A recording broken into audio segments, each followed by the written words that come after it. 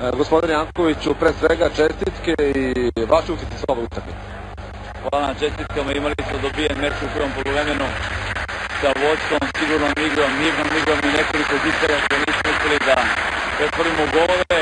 U drugom poluvremenu je došlo do izračaja Mladost Velikog Radničkog i mi smo izgubili kontrolu utakmice u jednom dobrom delu, možda pola sata, možda i više.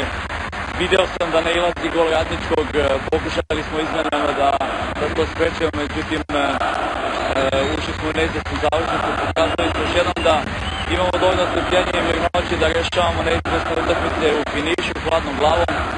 Ima dosta prostora naravno za korekciju, međutim ne treba da izrazite slatku jajite, imali smo jako teškog protivnika u kupu koji je bio silno motivisan.